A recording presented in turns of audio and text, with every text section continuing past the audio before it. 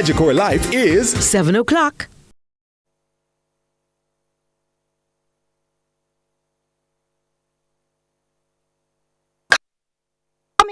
Up in CVM News at 7.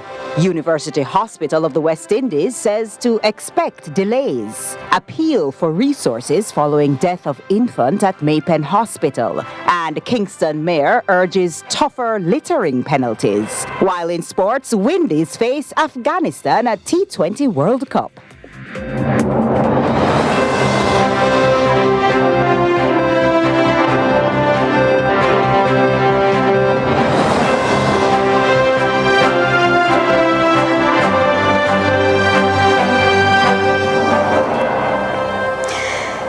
Kingston, Jamaica. This is CVM News at 7, the weekend edition. It's Sunday, June 16. Happy Father's Day to all the daddies out there. I'm TK Dawkins.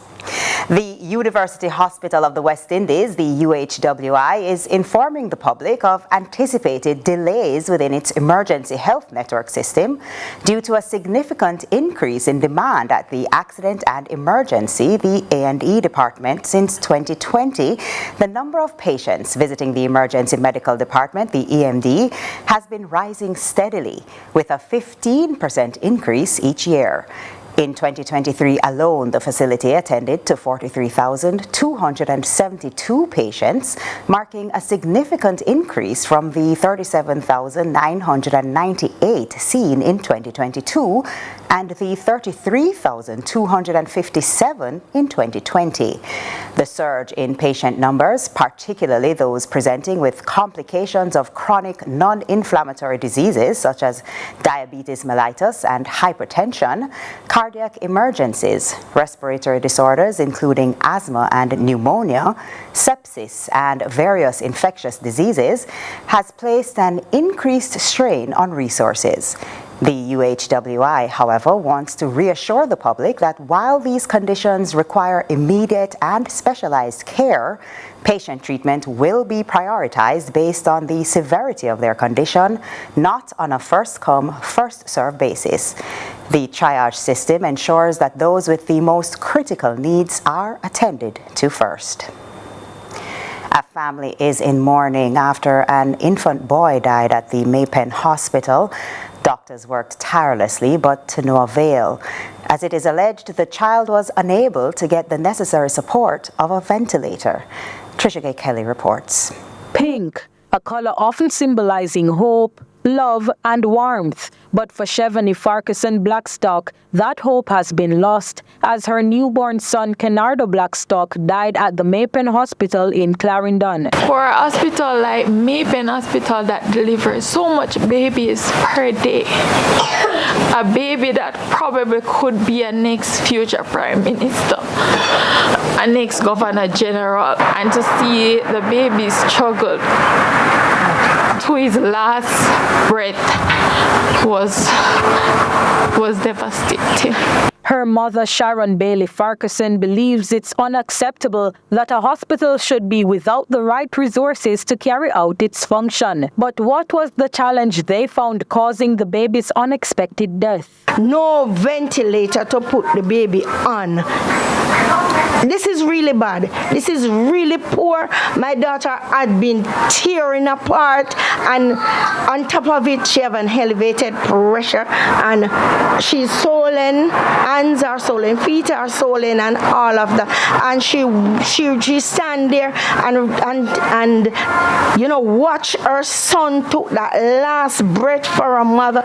It is not easy. Despite the challenges faced, the mother doesn't blame the hospital staff, whom she explained tried helping her son. The staff there at the hospital, when I said nurse and doctors work assiduously to maintain this little one, they did their best. They were a team that keeps you well informed as to every update on the baby, how he is thriving.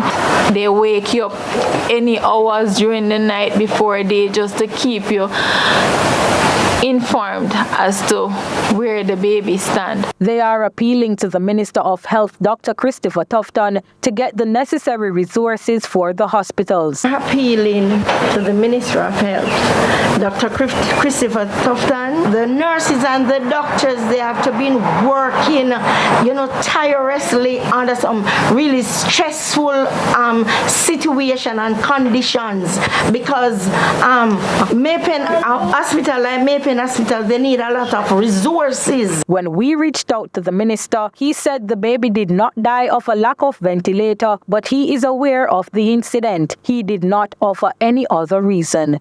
Trisha Gay Kelly, CVM News. Major protests have erupted at the Round Hill Hotel. The cause of the unrest stems from allegations that the hotel has failed to honor its contract agreements and make necessary payments to its employees and contractors. Raheem White has this development. Protesters gathered outside the hotel, holding signs and chanting slogans demanding justice and fair treatment. The atmosphere was tense as the crowd swelled, calling for immediate action from the hotel's management. And we have been having some dispute with the company for some time now for different items that we would have on our signed agreement. And so over time, we would have seen the company doing other than what we would have had within our contract arrangement. We would have sit at the table and we would have discussed with them as to where they would have not been rightfully honoring the item that is on their agreement. And so today we are here. One protester emphasized that without tips from visitors, they cannot make ends meet. I'm tired of it, man. This must go, man. I hear we there to work. And we've been suffering because we put make guests coming at the hotel. And it's hard to know so we work sometimes and I go with nothing, little and nothing. And we're not well paid. Because we're well paid this morning, we're not down here, so. If you guests not come and give you $1, sometimes guests come, we do have $1. And if you guests don't come and give you $1, sometimes we don't have enough money. We can't feed the family. The union, they fight for your money for it. The hotel fees, so they can go behind the union back and do whatever they want. For we stand up for the right of all of the people on the round here compound. Walker notes they've been working without receiving the payments promised in their contracts for several months, and many are currently struggling to support their families. Despite numerous attempts to resolve the issue through dialogue, the hotel's management has been unresponsive to the workers' entreaties. Raheem White, CVM News. Opposition Senator Peter Bunting on Friday expressed concern over additional duties being given to the Fiscal Commissioner after alleging that the commissioner appointed last May has allegedly not been compensated for several months. This, as he notes, amendments to the Financial Administration and Audit Act passed recently in the Senate. Courtney Lewis reports. The opposition senator, in expressing concern for the fiscal commissioner and additional duties to be fulfilled concerning the National Natural Disaster Resilience Fund, cited a shocking bit of news. Despite being appointed on the 1st of May, up to the end of the year in 2023, the fiscal commissioner had not received any compensation, any salary or compensation. And in their bank account? Had not received. And I am not even certain if up to today any compensation has been received. This, as Senator Bunting reminds that the commissioner was formerly a permanent secretary who he says left that role to fulfill the new mandate. Except Senator Bunting says the fiscal commissioner was offered a lower compensation package having made the switch and for several months went without a salary. Following several other jabs and swipes at the House Speaker and the government regarding the matter, the senator says he's not surprised if the commissioner is in a financial rut. He questioned the leader of government business, Senator Kamina Johnson-Smith, to settle the matter, and she seemingly did, offering hot rebuke for his many allegations, adding aspects of his concerns were spoken of in a committee in confidence and not to be used as political weapons. She also lauded the fiscal commissioner, adding, "There's a lot that is being done, so that when it is approximately, should be, and the issue, that particular issue will be shortly resolved as well." So just saying that Clearly the new commissioner is a patriotic Jamaican, a person of sound ability and understanding, and that in the circumstances as well has been ensuring that this body, when it starts its work, will be ready to meet all the obligations which are being placed on it by the legislation that has been passed. Courtney Lewis for CVM News. After receiving numerous complaints regarding the same issue, the mayor of Mandeville has taken serious action against one company that has been found in breach of the environment laws. It's the municipal corporation's first step in addressing the drainage issue in the parish. Trisha Kelly has this ongoing development. Resources Company Limited immediately cease and desist from any further obstruction or interference with the drainage system. For years, sections of Mandeville, Manchester have suffered immensely when it rains heavily due to a poor drainage system. But Ward Avenue in particular is infamous for its constant flooding. And just like the residents who are frustrated, so too is Mayor Donovan Mitchell. At the Municipal Corporation's monthly meeting, he highlighted how the corporation plans to rectify the issue. Step 1, proper research must be done. We spend over $62 million, or NWA have spent over $62 million on a drainage program for Ward Avenue.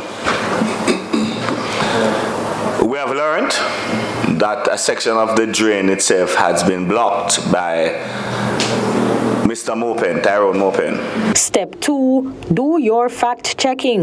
That's how the corporation discovered that the drainage system was indeed being blocked. The mayor says his team went on a quest to find the perpetrator. We investigated and have found it to be true. Our lawyers have been contacted, and I want to read for you the correspondence that we have tried to find Mr. Mopen to give him. The letter detailed how the Tycon Resources Company in Manchester left the drains blocked with cement. Mayor Mitchell says Mopen, who is the company's secretary, refused to accept it. It is simply saying the proprietor or the owner of the land, or even if him subdivide it, cannot obstruct or cause any problem with the drains because it is a legal right of both the Manchester Municipal Corporation and the NWA to have legal access to the property, and we will be taking the decision this weekend. The corporation has requested that the company cease all operations. In addition, it has given the company notice that on Sunday it will be accessing the property to restore the drain. The police will also be in attendance to prevent any hindrance to the process. Trisha Gay Kelly, CVM News. A look now at regional and international news.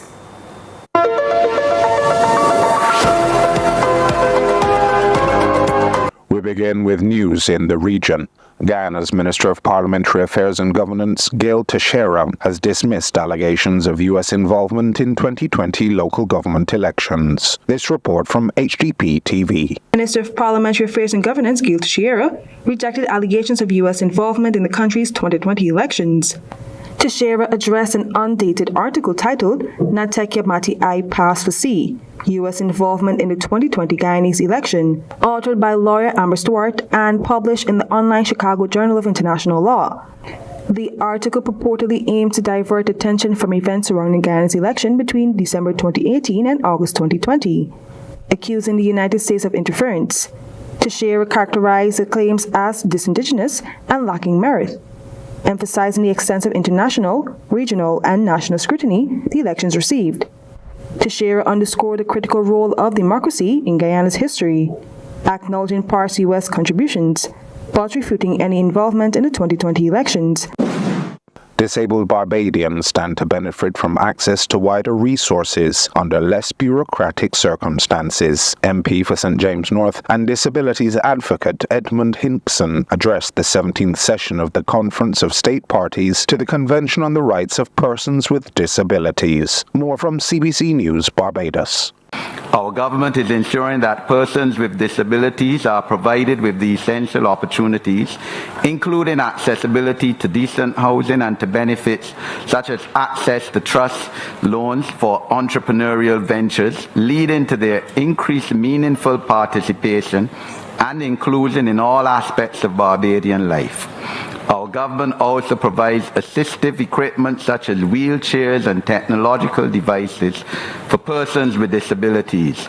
There is also a policy to retrofit the homes of financially vulnerable persons with disabilities.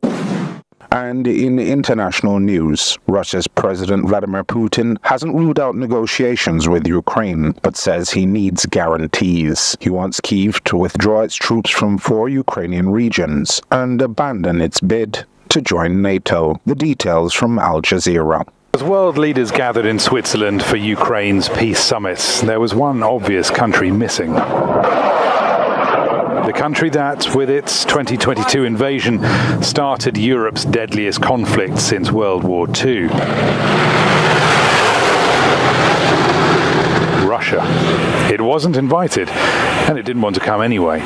So President Vladimir Putin used the summit he wasn't at to issue his updated terms for peace.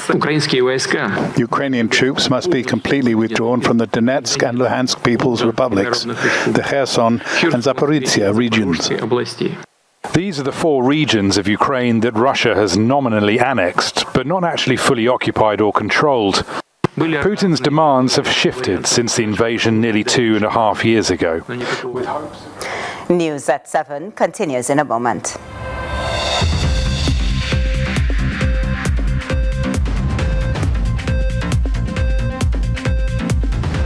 It's time to paint and play. Enjoy a complete bonding experience with a family canvas fiesta. Get ready for a steam-tastic extravaganza and dive into some slime time fun. Paint and Play promises to be a fun-filled day and more. Register now to be there on Sunday, July 7 at the Holiday Inn in Montego Bay from 1 p.m. to 4 p.m. Don't miss out. It's going to be an unforgettable day. See you at Paint and Play. After months of preparation, Jamaican athletes will clash at the J3A Puma National Senior and Junior Championships at the National Stadium, June 27 to 30. For tickets to the Summer Olympics in Paris, Olympic champion Hansel Parchment, plus Oblique Seville headline the men's division, which also includes Rashid Broadbell, Rashawn Clark, Jaden Hibbert, Hakeem Blake, Johan Blake, and Julian Fort. Olympic and world champions Sharika Jackson, Elaine Thompson-Hera, and Shelly Ann Fraser-Price, along with Rochelle Clay, Shanika Ricketts, and Danielle Williams, will make the action pulsating on the women's side. That's the J3A Puma National Senior and Junior Championship, June 27 to 30 at the National Stadium. It will be sensational.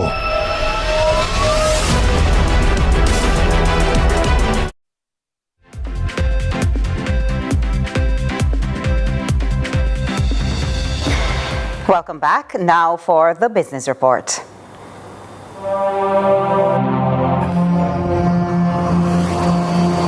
Lots to share with you in the business report today.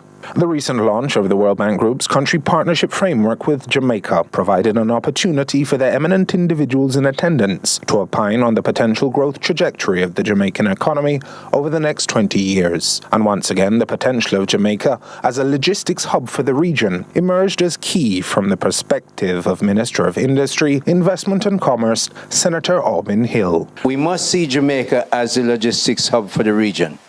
Panama's water is going down. We don't know if it will come back, but I know what will go up.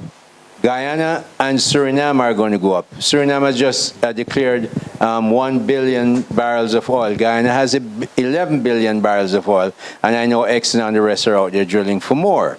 They have to certainly look at it, but the draft in Georgetown is Paramaribo. It's 4-3 meters. There's no way big ships can go in there. Yes, in 5-7 years they might have a port like Dubai or Antwerp or Singapore, but that's going to take time.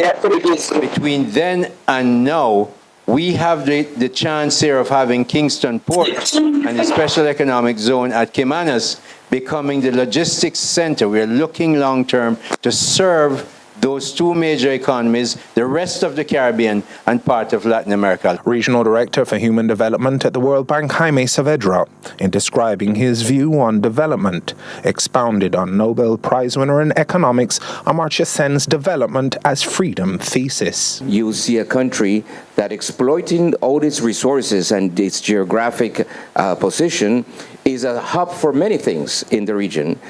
Could be a sustainable tourism hub, could be a health services provider hub, could be a technology hub, could be a logistics hub. All that is a potential for the country. But then at the same time, for that to happen, the other thing in which this country has the potential to be a beacon for the region is in terms of the quality of its public policies. For all that to happen, to give the skills to the people to be free and to give the whole economic sector, right, in order to develop as all those possible hubs. For that, you need high-quality public policy. And you see a lot of seeds of that here, because you do see high-quality thinking in the government. You do see efforts in the public service in order to bring the best people to the government, and you do see an intention to define policies on an evidence-based way. And it's not just policymakers that recognize the importance of a collaborative effort to fulfill that ambition, with the Port Royal Lecture Series under the theme, The Role of Logistics and Engineering Education in the Financial Sector, taking place on the same day as the World Bank launch event. Professor Andrew Spencer, president of the Caribbean Maritime University, encapsulated the spirit behind the necessary expansion of Jamaica's development capacities. The point, ladies and gentlemen, is that countries and economies do not have a chance of existing without our expertise, because we're fundamental to trade and we're fundamental to the existence of economies. And this means manufacturing. This means energy sector. This means tech. This means tourism. And of course, this means banking and finance. And so today we're here to smash a few myths. We're here to smash and destroy the kind of insularity that exists in people's minds about how programs and educational programs are supposed to work. The business report also thought you might find it interesting to ponder this query from Eaton Chin, Vice President of Finance at CMU. CMU is involved in a large part with the movement of goods and services on the line. As President would, and many others would note, 90% of this island's goods and services have to come in by the sea. But having come in by the sea, they then come into the inland network, or roads. And I think all of us have been trapped for long periods in roads, which subtract from our productivity. So I'm wondering, in the role of logistics and engineering and the convergence in the finance sector, do you think that there is a role for us to play collaboratively to solve that issue on the inland network? Because solving that issue, as you've pointed out, doing good, helps everybody do well, because we would have increased the throughput in the society. And that was your business report. I'm Joel Crosskill.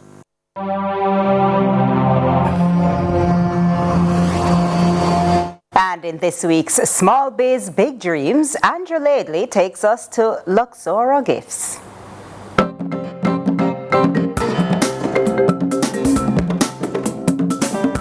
Shantini Seymour is making waves in the world of gift giving with her business, Luxora Gifts. A true creative at heart, Shantini discovered her passion for organizing and curating thoughtful gifts, which led her to establish the business and turn her hobby into a successful venture. It was from I was in high school at the time, actually. Like, all my friends could look forward to getting a gift from me because it's just something I have a passion for. I love gifting persons, and so I just thought, why not turn it into a business, because just something about the gifts that I give them, it would just always like a listener. So it's just like I'm always listening, and I always find the right items that will make their day or make them happy. She embarked on her entrepreneurial journey without a hefty sum of money. Despite the initial financial challenges, she poured her heart and soul into Luxura Gifts. Probably 30,000 at the time, because just to like, I started really small. Actually, I started from paper boxes, and then I moved to wooden crates, and now I try to like make the packaging as creative as possible, so anything I can use as packaging I do now. Registered in 2020, Shantini takes pride in handling most of the work herself, infusing each gift box and arrangement with her personal touch and attention to detail.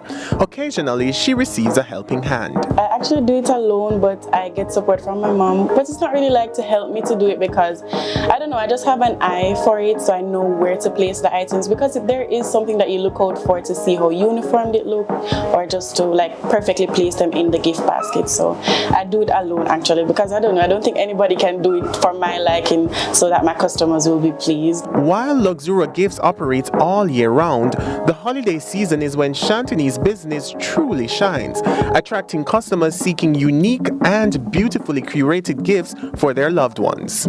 It varies as the seasons come, so I know I have a specific set for Mother's Day that always returns mostly, and then for Valentine's Day my clientele will vary. It depends on the season really. One Valentine's I had to like close off really early because I got a lot of orders. Despite facing obstacles along the way, Shantini's determination and perseverance have been unwavering. After what you like. And a conversation now between Curlin Brown and a single father who has had a lot of downs in his 30-odd years. Still, he remains committed to his son, trying, he says, as best as possible not to make the mistakes he and his dad made be repeated by another male in the family. It's time for Inspire Jamaica. Reach out and touch somebody's hand. Make this world a better place if you can. In an era where males are perhaps being groomed to be tougher than ever, the raw emotions from a boy gifted a potted bloom seem odd. In fact, many grown men may not want to remember the days as a child picking flowers. However, as the plant nursery and landscape manager at Hope Gardens, Jeffrey McKenzie reminds, children are naturally fascinated by the colors, shapes, and sizes of plants. Hi, Neil. Hi. Right, so the plant that I gave you, it is called petunia. Yeah. And it's like full sun. Yeah. And a well-drained soil. Yeah. And I would recommend that you fertilize it with 20/20 at least twice per month. Yeah. All right? And don't pick off the petals. Okay. Right, and you can water every other day. Yeah. Such teachable moments, he says, also create lasting father-son memories. It's fun. So you teach them how to nurture things from a small age, and I think that will help them as time goes by. Neil Broderick Sr. says at the age of 14, a decision was made for him and his sister to be relocated to the USA. Now, for whatever reason, since he returned home as an adult, it's like full circle, as he's now a single father for his only son, a second child, having left a daughter behind with a different mother. He says he continues to learn from his experiences. I don't know, as a kid I had the fantasy that I would only have one baby mom and all my kids would be with that one person and we'll like get married and, you know, kind of the fantasy life thing. But it don't happen like that. Yeah. Why didn't that happen? Well, quite a few reasons. I guess as you get older, you learn that people don't really stay together forever. It's a rare chance that you find somebody you want to stay together with forever. People grow, they grow out of love for each other at times, and things just change and happen differently. The Natural Parenting Commission of Jamaica, an agency of the Ministry of Education and Youth, is mindful of the varying phases adults and children undergo. families, but I do know there is a large cohort of single fathers. We don't highlight them enough. We don't celebrate them enough. We don't celebrate fatherhood enough. And this is a wonderful opportunity to do just that, even beyond Father's Day, because there are men who are conscious and who love their children and want to be effective and want to learn more and want to be supported. And so we're happy to certainly support him on his parenting journey and look forward to the successes, because we aim to stay with him for as long as he wants us to be with him. His challenges have also been complicated, from how he claims he met his child's mother to how he now steers things reconnected with his own mother. How did you guys meet? That was such a random experience. I was coming home from work and stopped to relieve myself in a corner, and I heard a voice said, "Pick it up," and that's how we met.